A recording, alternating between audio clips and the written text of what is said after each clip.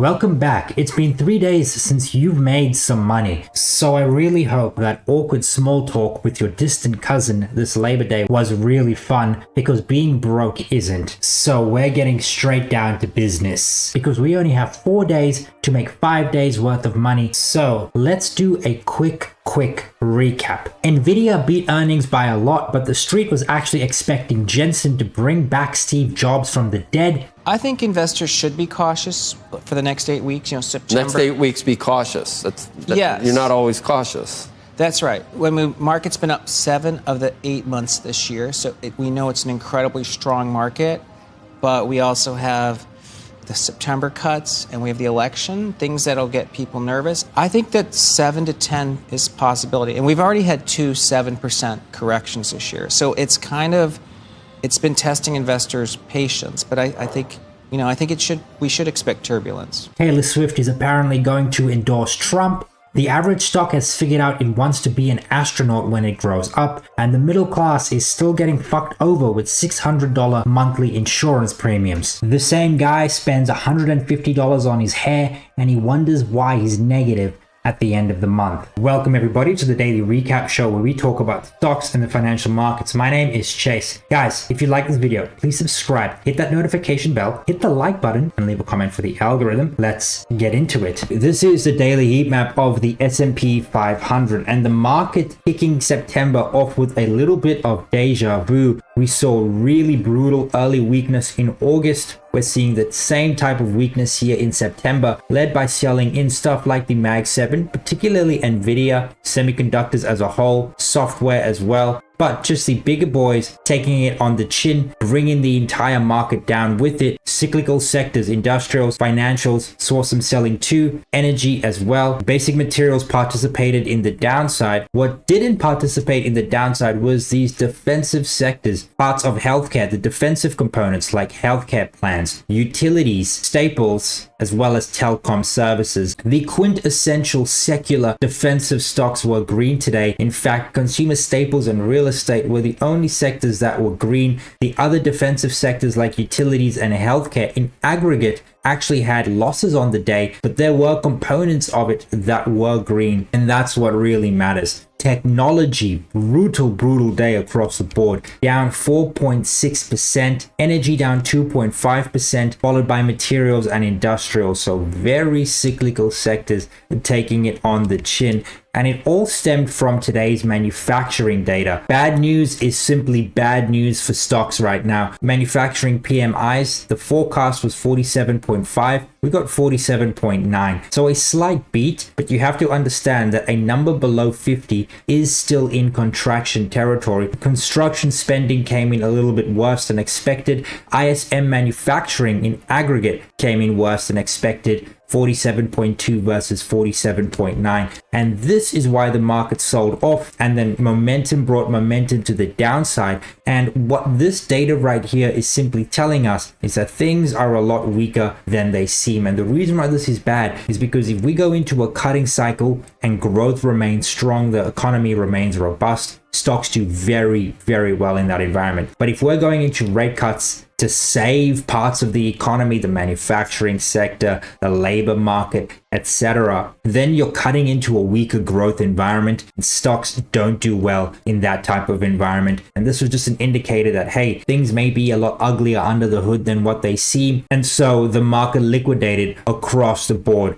Small caps, large caps, growth, mid, core, everything got sold off today. It was really just the value components here in large caps and mid caps. A lot of the defensive stocks fall under mid cap, large cap value, so they acted better than the broader market. But other than that, it was brutal. The best performing sector to the downside was mid-cap core, down 1.66%. And that tells you everything. Small cap growth was a dumpster fire. Large cap growth was a dumpster fire. Small cap value also a dumpster fire. The markets today was a complete dumpster fire. But not just in the US, across the globe. I mean, North America definitely was the worst, but it was red everywhere. Europe, Asia, Australia, even here in South Africa. Guys, the only geography that was green was India, and that's because Goldman upgraded their growth forecasts ever so slightly. I mean, apart from that, India acted poorly in the overnight session. So poor performance across the board, across geographies, across the factor and size spectrum. And today was clearly just a day of liquidation. Really, a lot of people getting out the markets, because we could see equities were down in aggregate. If we actually pull up yields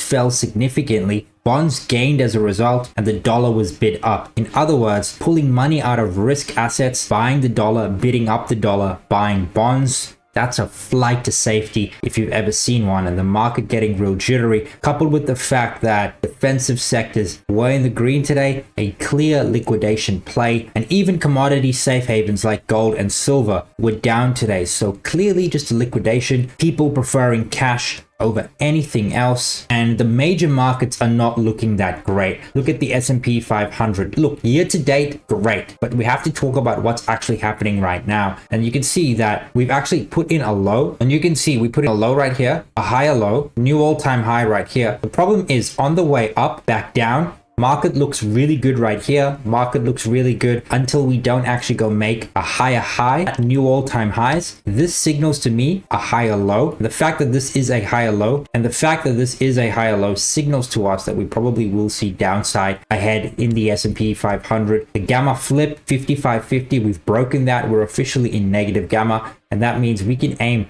for our first downside target of 5450. We're going to see if this changes tomorrow. Maybe this moves down to the 5400, maybe 5350 area. If that does happen, that is going to be a bit brutal. I think it might happen, but the major indices not looking that great. That's a lower high in the S&P 500, a lower high in the NASDAQ 100, but things looking far more constructive in stuff like the RSP. As long as we don't break this low right here, we could literally just like form a bottom anywhere from the 177 to the 163 level, pull back, form a bottom, consolidate, and then move higher and break this high right here. That would just be trend continuation, and then the market can continue ripping. So the RSP looking rather constructive. Small caps not that constructive, looking very similar to the major indices like the S&P 500, the NASDAQ 100. So, you know, large caps and small caps acting very much the same, at least what the technical charts are telling us. The RSP, the broader market,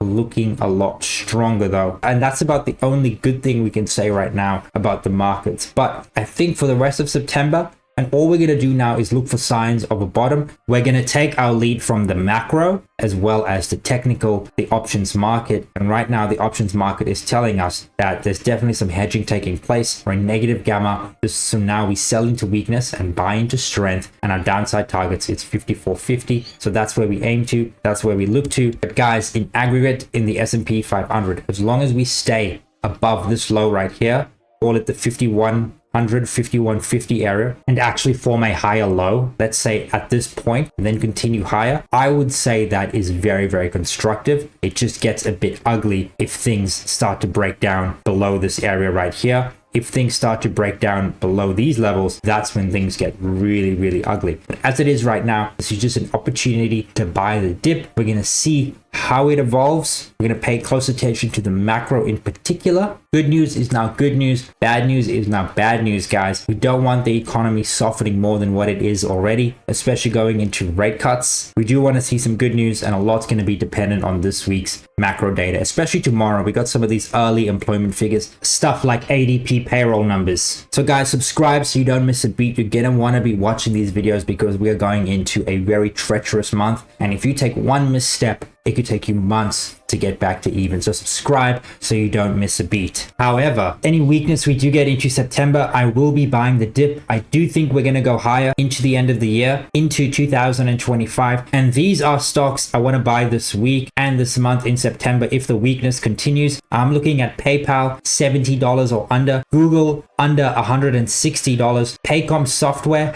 under $155. Uber, $65 or under. And Nvidia, under 110. I think Nvidia is officially under the 110 mark. It's sitting at 108, and it's currently down about 2% in the after hours session, trading at about the 105 region. So, you know, I might even just go buy some Nvidia later today. We'll see how things pan out. And diving into sentiment, this is the weekend poll, something we do every single week on this channel. So if you're not subscribed, go ahead, subscribe so you can participate in these. You'll see them in your feed every Saturday or Sunday, depending on when I put them up. And this week I posed a question for the S&P 500. Are you bullish, bearish, or neutral? 48% of you are bullish going into the shortened trading week. 32% of you are bearish. 20% of you are neutral. What's very interesting about this is this number is actually very elevated. This number normally floats around about the 8% mark, now sitting at about 20%, essentially showing us a ton of indecision in this community. But thank you to all 776 of you who voted. And while plenty of you are bullish, we are going into the most volatile month of the year, which is September. The average return in September since 1945 is negative 0.73%. But this doesn't tell us about our situation currently and what we can expect in a bullish year, because the data set is different in a bullish year, bearish year, or the average year. And this is the S&P 500 performance after a 5% summer. So after we've gained 5%, what are the returns we can expect from September through to December? So the last 4 to 5 months of the year. And you can see this turns things on the head. September actually tends to have a positive return, up 0.25%, median return 0.41%, 13 wins, 10 losses. Where things get a bit dicey is actually here in October during a bullish year. 6 wins, 17 losses, average return negative 1.96, so negative 2% pretty much in October. So October is where we get quite a lot of volatility after a 5% move in the summer. We then actually see November and December pair those gains, gaining 2.43%, 2.01%, or the full period return September to December of 2.78%, 17 wins, 16 losses. But if we actually go ahead and break down this a little bit further, the majority of the down move that occurs here in October actually happens in the last 10 days of October. You can see October 18th to October 28th returns negative 2.53%. And then from October 28th to November 5th, we actually return 2.61%. And what this data tells us is that we actually get flat to sideways action in September and October up until about the 18th of October. That's when we get this massive drawdown. Then the markets pair this almost immediately 1 week later. So there's just quite a lot of volatility in this short time period, which causes a lot of the losses we see in this data set. Other than that, things look rather bullish, except for September, where things look rather flat. So in any case, if we do get a sharp and steep drawdown in the September-October period, you want to buy those dips because the recovery tends to be quite spectacular. But at the end of the day, seasonality is not a crystal ball. It just allows us to assess probabilities, and it needs to be used in conjunction with and in the context of the fundamentals. And S&P 500 earnings, this is the latest data set I have for you guys, the most up-to-date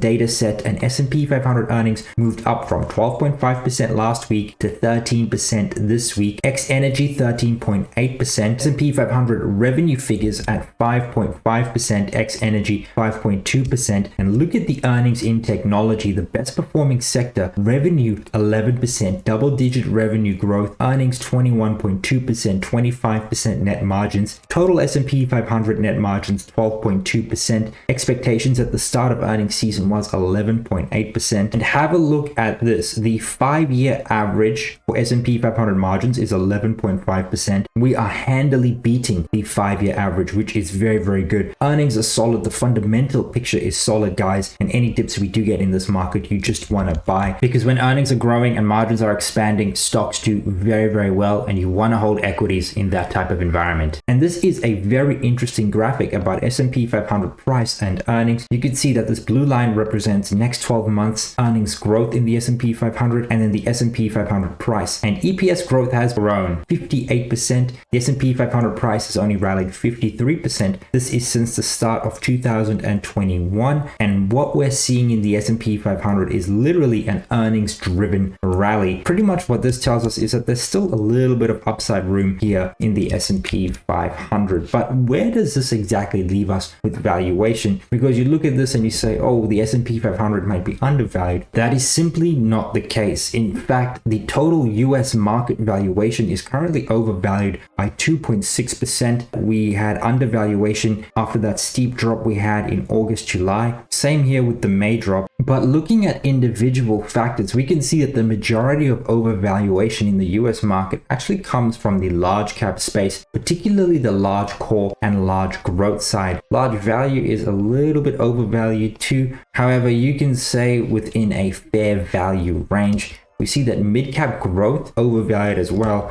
And then the undervalued sectors, it's mid-cap core, mid-cap value, and then across the factor spectrum of small caps, we see undervaluation in something like small growth and just deep value here in small cap value sectors. So if you guys are looking for value, look at these sectors right here. However, it's not a bad thing to pay up for quality in stuff like large cap core and large cap growth. Let's dive into some macro analysis. We got the latest update from the Fed's GDP now. They're tracking third quarter GDP at 2.5%. We saw a huge uptick after Friday's PCE data. It had to do with the personal income outlays, the NIPA underlying details tables, and advanced economic indicators. This moved GDP up to 2.5% from the 2% mark. And the data this week is going to be absolutely crucial. Pretty much all the data from last Thursday leading up into NFP this week is going to be extremely important. And let's actually talk about Friday's data. So inflation is on the disinflationary path, currently sitting at 2.6% year over year. Disposable income and employee compensation continues to outpace the rate of inflation on a 12-month, 6-month, and 3-month annualized basis. You can see it particularly in the 3-month annualized version, 0.9% PCE, 3% disposable income, 4.6% employee compensation. Very, very robust. And this overall has kept consumption growth running well above the pre-pandemic average. The average is 2.1%, real consumption currently sitting at 2.7%. And we saw robust growth from both services and goods. And actually on a 3-month annualized basis, we saw goods consumption tick up in a very big way. And this is actually really good because we've actually been in a bit of a goods recession in the last year. What's actually been keeping PCE inflation elevated over the last, I would say, 24 months has actually been the services component, with goods actually being in deflation. So to see goods tick up the way it did in this PCE data was actually rather healthy, all things considered. And heading into the rest of this week, we have a lot of data to contend with. Tomorrow, we get the beige book by the Fed, as well as JOLTS and the factory orders. And then Thursday, Friday, we get a bunch of ISM data and non-farm data. We'll take it day by day. We don't have much in the way of earnings as well. Really, tomorrow is just Zscaler, GitLab, and Asana. That's really it for Tuesday. And Wednesday, we have Dick's Sporting Goods,